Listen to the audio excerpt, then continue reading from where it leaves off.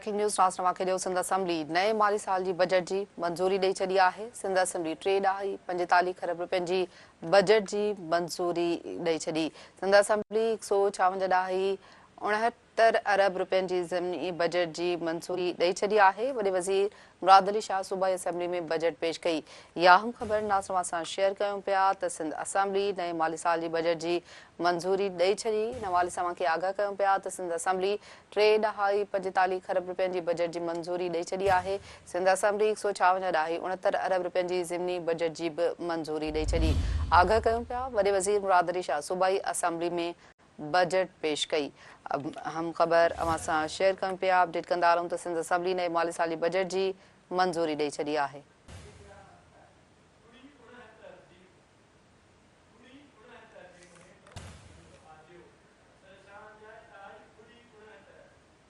Sindh assembly 156.69 अरब रुपयनि जी ज़मीनी budget जी बि मंज़ूरी ॾेई छॾी आहे। वॾे वज़ीर मुराद अली शाह सूबाई असेंबली में बजट पेश करे छॾी। आगाह कयूं पिया सिंध असेंबली नए माली साल जी बजट जी मंज़ूरी ॾेई छॾी। सिंध असेंबली 3.45 खरब रुपयनि जी बजट जी मंज़ूरी ॾेई छॾी आहे।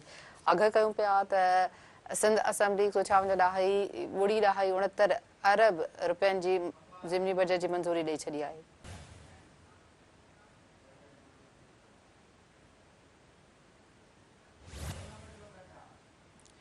वॾे वज़ीर मुराद अली शाह सूबाई असेंबली में बजट पेश करे छॾी।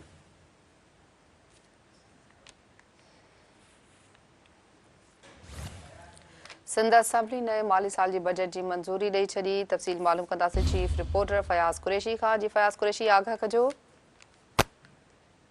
बिल्कुल Anira, Sindh assembly finance तरमीमी bill 2025-26 जी मंज़ूरी दी छड़ी है। पार्लियामेंट असेंबली मकानी नुमाइंदन जज ट्रिब्यूनल ख़ास तौर पे सरकारी जेके ख़िदमतुनि जे हवाले सां सेल्फ टैक्स जेको आहे वो उन ते इस्तिस्ना जेको आहे उहो बि मंज़ूर कयो आहे। असां एक्सपोर्ट प्रोसेसिंग ज़ोन ऐं स्पेशल इकनॉमिक ज़ोन खे सर्विसिस टैक्स जेका उन में छूट ॾिनी आहे। अहिड़ी तरह सां ख़ानगी जेके रहायशी स्कीमूं आहिनि उन्हनि में 10,000 जेके फुटनि जी जेका घर आहे उन ते टैक्स ॾियण जी जेका छूट ॾियण जी मंज़ूरी ॾिनी आहे। अहिड़ी तरह सां 5 लख रुपयनि जी मालियत जी जेका हेल्थ ऐं लाइफ इंश्योरेंस आहे जेको टैक्स उहो हाणे अदा करणो न पवंदो। अहिड़ी तरह सां सरकारी मंज़ूर थियल जेको यूनिवर्सिटियूं कॉलेज ऐं जेके तालीमी तहक़ीक़ ते टैक्स जेका आहे उहो बि हाणे ॾियणो न पवंदो। अहिड़ी तरह सां हज उमिरो ऐं ट्रेवल ऑपरेटर जेके आहिनि उन्हनि खे बि इस्तिस्ना ॾिनो वियो आहे। State bank security exchange commission competition commission जी ख़िदमतुनि ते टैक्स न वरितो वेंदो। सिक्योरिटी सर्विस ते गाॾी tracker security camera alarming system ते 19% जेको टैक्स आहे उहो लागू हूंदी। इंटरनेट टेलीफोन सर्विस वाईफाई ऐं ब्रॉडबैंड कनेक्शन ते 19% जेको टैक्स जेको उहो लागू कयो वियो आहे। फाइनेंस बिल मुताबिक़ गाॾियुनि जे लेन देन जे हवाले सां 3% जेको टैक्स आहे उहो लागू कयो वियो आहे।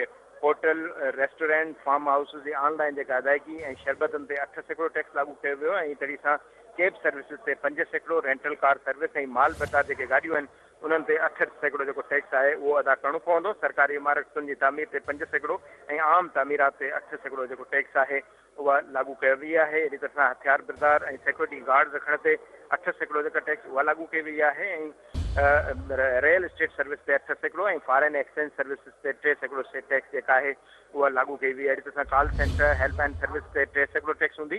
कोचिंग ऐं ट्रेनिंग मर्कज़ जेके आहिनि उन ते 3% टैक्स जेका आहे उहा अदा करणी पवंदी। त 5 लख रुपया सालियानी फीस हासिल कंदड़ स्कूल ऐं कॉलेज बि 3% जेको टैक्स आहे उन्हनि खे अदा करणो पवंदो। ऐं सिंध हारी कार्ड जे हवाले सां 8 रुपया जारी करण जे हवाले सां फ़ैसिलो कयो वियो आहे। ऐं वॾा जेके आबादगार आहिनि उन्हनि जे मथां 80% सब्सिडी जेका आहे उन्हनि खे जेका फ़राहम कई वेंदी। त सिंध असेंबली 3,450 अरब रुपयनि जो जेको मजमूई बिल जेको मंज़ूर कयो आहे। ऐं तारीख़ में पहिरियों भेरो पार्लिमानी तारीख़ में जेका जुडिशियल अलाउंस जे हवाले सां जेको कटौती जी तारीख़ हुई उन में हमेशह इहे कटौती जूं जेके तारीख़ूं आहिनि उहे मुख़ालिफ़ धिर पारां जमा कराई वेंदियूं आहिनि। त पहिरियों भेरो सरकारी बेंच तां जेकी कटौती जेका तारीख़ आहे उहा मंज़ूर कंदे 8 अरब रुपया जेके जुडिशियल अलाउंस आहे हिन हवाले सां हाई कोर्ट पंहिंजे हुकुमनामे में चयो हुयो त जेके अदालती जेके मुलाज़िम आहिनि उन्हनि खे हिन हवाले सां 42 सालनि जी जेका मद में जेका अदायगी आहे उहा करण जे हवाले सां 8 अरब रुपया ॾियण जी मुतालबो कयो वियो। त मजमूई तरह सां 29 अरब मां 8 अरब रुपया कटौती करे 21 अरब 76 करोड़ रुपयनि जी जेका मजमूई तरह सां जुडिशियल अलाउंस जी जेका रक़म आहे उहा मंज़ूरी ॾिनी वई। त तारीख़ में पहिरियों भेरो जेको पार्लिमानी तारीख़ जो फ़ैसिलो आहे जंहिंमें कटौती जी तारीख़ जी हुकूमत हिमायत कई आहे। त फाइनेंस बिल ऐं सिंध बजट जी मंज़ूरी जे हवाले सां सूबाई वज़ीर शहजील इनाम मेमन ख़िताब कयो। संदसि चवणो त पूरी बजट सेशन में मीडिया सुठो कमु कयो, कैमरामैन पंहिंजे उस में बीह करे कमु कयो, मीडिया टॉकर्स कवर कयो ऐं हमेशह बजट जी जेके तलखियूं आहिनि उनखे ख़तमु थियणु घुरिजे ऐं सुठे माहौल में बजट जेको उहो ख़तमु थियो त नवाले सां उहो न सिर्फ़ु मुबारकबाद ॾिए थो बल्कि वॾे वज़ीर सैयद मुराद अली शाह नवाले सां ख़िताब कंदे मीडिया जे दोस्तनि खे मुबारकबाद ॾिनी।